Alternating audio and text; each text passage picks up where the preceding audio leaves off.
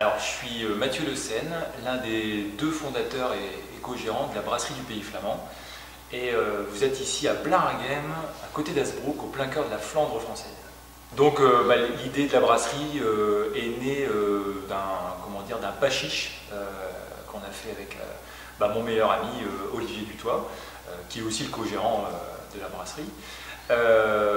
Et en fin de compte, on en avait marre un petit peu de nos vies respectives dans des groupes importants. On voulait être libre et on voulait aussi mettre en avant notre région, dont on est très fier. La Flandre a une histoire et la bière, c'est ce qui illustre vraiment le mieux, je trouve, notre histoire et la convivialité des gens du Nord et notamment de la Flandre. Alors l'inspiration, en fait, on essaye toujours de se référer à ce que pouvaient faire nos anciens. On parlera des différents types de bières, mais les bières houblonnées, par exemple, ont toujours existé en Nord-Pas-de-Calais, avant, je dirais, l'industrialisation de la brasserie. Mais le houblon a toujours été un élément de conservation de la bière, et on en mettait beaucoup auparavant.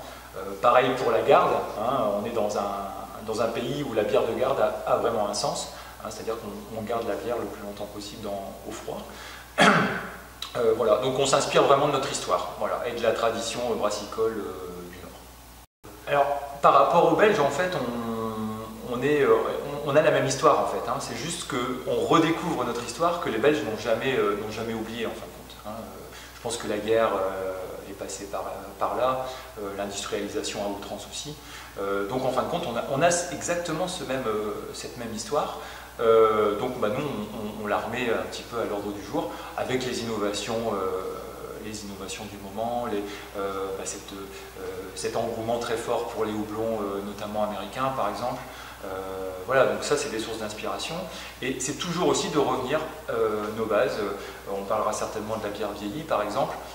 C'est parti d'un constat tout simple, c'est comment nos anciens stockaient la bière.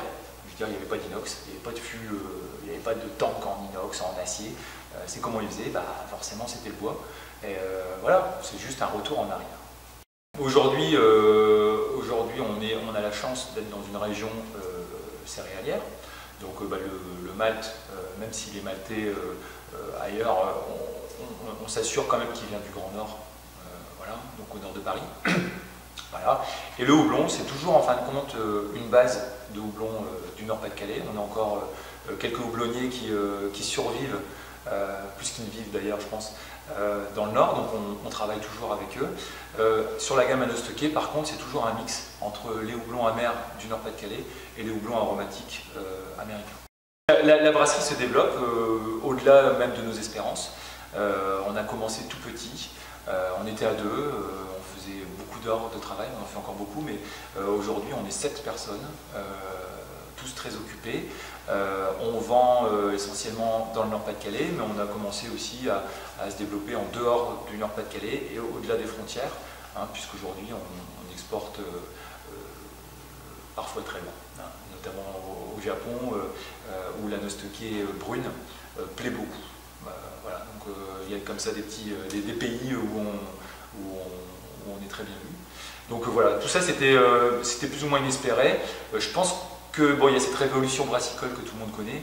Je pense qu'on est arrivé juste un petit peu avant, donc c'est très bien. Mais nous on le fait vraiment par passion et parce que, tout le monde le fait par passion, mais je dirais que c'est vraiment ancré dans nos gènes. En fin de compte, brasser, c'est une évidence pour nous. Je pense que ça vient de notre histoire. Ma grand-mère brassait chez elle. J'avais toujours ces odeurs de malt et de houblon dans la cuisine. Donc c'est pas par hasard qu'on est là.